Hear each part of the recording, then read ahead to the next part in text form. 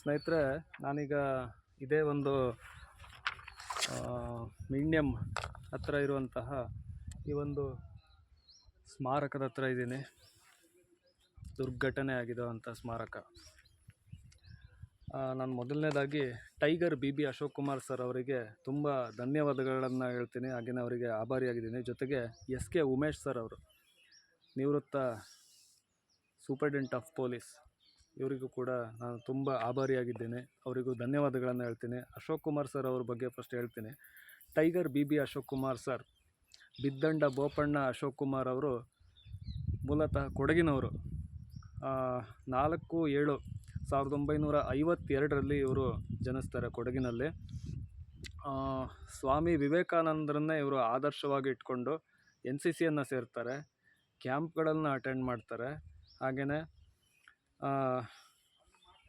ಇವರ ಒಂದು ಸ್ನೇಹಿತ ಏನಿರ್ತಾನೆ ಅವನು ಲಾಕಪ್ ಡೆತ್ ಆದ ನಂತರ ಪೊಲೀಸರ ಒಂದು ಮೇಲೆ ಇವರಿಗೆ ವಿಶ್ವಾಸನೆ ಹೊರಟೋಗ್ಬಿಡುತ್ತೆ.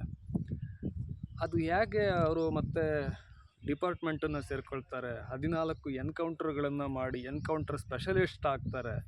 1977 ನವೆಂಬರ್ 5ಕ್ಕೆ ಕರ್ನಾಟಕ ರಾಜ್ಯ ಪೊಲೀಸ್ ಸೇವೆಗೆ ಸೇರಿಕೊಳ್ತಾರೆ. ಹಾಗೆಯೇ 31/7/2012 ತಮ್ಮ ಒಂದು ಕರ್ತವ್ಯಕ್ಕೆ ನಿವೃತ್ತಿಯನ್ನು ಪಡೀತಾರೆ.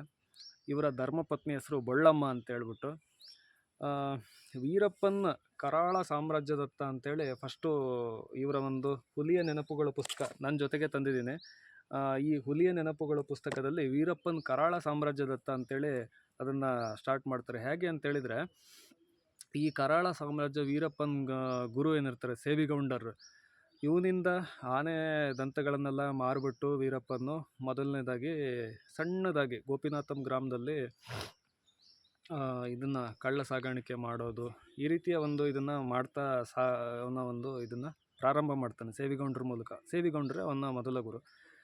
ಹೀಗೆ ವೀರಪ್ಪನ ಮಾಡ್ತಾ ಇರಬೇಕಾದ್ರೆ ಸೇವಿಗೌಂಡರು ಅವನು ಕೊಡ್ತಾ ಇರುವಂಥ ಸಂಭಾವನೆ ಸಾಕಾಗಲ್ಲ ಅಂತೇಳ್ಬಿಟ್ಟು, ಹಾಗೇನೆ ಅವನು ಬೆಳೀತಾ ಗಂಧದ ಮರಗಳನ್ನು ಕಡಿದು ಸಾಗಾಣಿಕೆ ಮಾಡೋದಕ್ಕೆ ಸ್ಟಾರ್ಟ್ ಮಾಡ್ತಾನೆ. ಅಲ್ಲಿ ಹೇಗಿರುತ್ತೆ ಅಂತೇಳಿದರೆ, ಗಂಧದ ಮರಗಳನ್ನು ಕಡಿಯೋರೇ ಒಂದು ಟೀಮು, ಅದನ್ನು ಸೇರಿಸಿ ಇಡೋರಂತೆ ಒಂದು ಟೀಮು, ಅದನ್ನು ಕಳ್ಳ ಸಾಗಾಣಿಕೆ ಮಾಡೋರೇ ಒಂದು ಟೀಮು, ಮಾರಾಟ ಮಾಡೋದು ಒಂದು ಟೀಮು. ಈ ರೀತಿ ಬೇರೆ ಬೇರೆ ವಿಭಾಗಗಳನ್ನು ಮಾಡಿಬಿಟ್ಟು ವೀರಪ್ಪನಷ್ಟು ಚಾಣಾಕ್ಷ ಇದ್ದ ನೋಡಿ ಸ್ನೇಹಿತರೆ.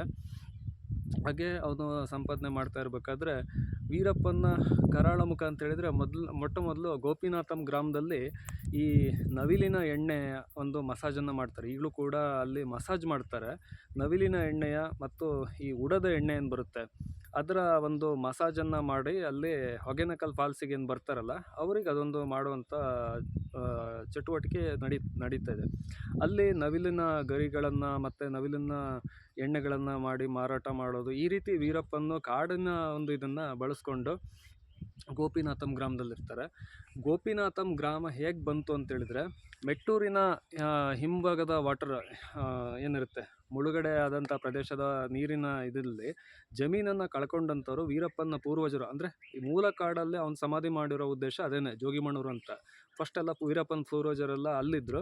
ಅಲ್ಲಿಂದ ಮೆಟ್ಟೂರು ಏನು ಡ್ಯಾಮ್ ಹಿನ್ನೀರಿನ ಇದಾಯಿತು, ನಷ್ಟ ಆಯಿತು. ಅವ್ರು ತಮ್ಮೆಲ್ಲ ಜಮೀನನ್ನು ಬಿಟ್ಬಿಟ್ಟು ಹತ್ತಿರದ ಗೋಪಿನಾಥಂ ಅಂತೇಳಿ ಕಾಡಂಚಿನಲ್ಲಿ ಅವರನ್ನು ಗ್ರಾಮಗಳನ್ನು ಅಲ್ಲಿ ಬಂದು ಸೇರಿಕೊಳ್ತಾರೆ.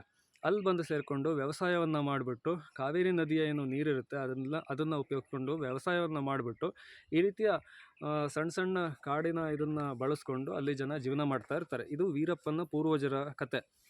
ಆ ವೀರಪ್ಪನು ಗೋಪಿನಾಥಮಲ್ಲಿ ಹುಟ್ಟುತ್ತಾನೆ. ಹಾಗೆಯೇ ಅವನು ಮೊಟ್ಟ ಮೊದಲನೇ ಕೊಲೆ ಮಾಡಿದ್ದು ಅಂತೇಳಿದರೆ, ಮೊಟ್ಟ ಮೊದಲನೇ ಕೊಲೆ ಎಲ್ಲ ಮಾಡ್ತಾನೆ. ಹಾಗೆಯೇ ಸಣ್ಣದಾಗಿ ಅವನು ನರಹಂತಕನಾಗಿ ಪರಿಣಮಿಸ್ತಾನೆ. ಕೆಲವೊಂದು ಜನ ಹೇಳೋ ಪ್ರಕಾರ ಯಾವುದೋ ಒಂದೆರಡು ಬಾಲಕರನ್ನ ಸಿಟ್ಟಿಗಾಗಿ ಅವನು ಕತ್ತರಿಸ್ಬಿಟ್ಟು ಕಾವೇರಿ ನದಿಗೆ ಮೊಸಳೆಗಳಿಗೆ ಎಸೆದಿದ್ದಂತೆ. ಇದೆಲ್ಲ ಕಥೆಗಳು ಬರ್ತವೆ. ಇದಿಷ್ಟು ವೀರಪ್ಪನ ಕರಾಳ ಸಾಮ್ರಾಜ್ಯದತ್ತ ಅಂತೇಳ್ಬಿಟ್ಟು ಇವರು ಅಶೋಕ್ ಸಾಹೇಬರು ಅದರಲ್ಲಿ ಅವನ ಇದನ್ನು ಮಾಡಿದ್ದಾರೆ. ಆಮೇಲೆ ಇಲ್ಲಿ ಈ ಘಟನೆ ಆಗೋದಕ್ಕೆ ಆದ ದಿನ ಬೆಳಗ್ಗೆ ನಮ್ಮ ಕನ್ನಡ ಚಲನಚಿತ್ರದ ನಟ ಆದ ಜೈ ಜಗದೀಶ್ ಅವರು ನಮ್ಮ ಪೊಲೀಸ್ ಆಗಿ ಕರ್ತವ್ಯ ನಿರ್ವಹಿಸ್ತಾ ಇದ್ದಂತಹ ನಮ್ಮ ಅಶೋಕ್ ಕುಮಾರ್ ಸಾಹೇಬರಿಗೆ ಫೋನ್ ಮಾಡ್ತಾರೆ. ಫೋನ್ ಮಾಡಿಬಿಟ್ಟು ಹೀಗೆ ವಿಚಾರ ಆಗಿದೆ ಅಂತೇಳಿ ತಮ್ಮ ಒಂದು ಇದನ್ನು ವಿಚಾರವನ್ನು ಮುಟ್ಟಿಸ್ತಾರೆ.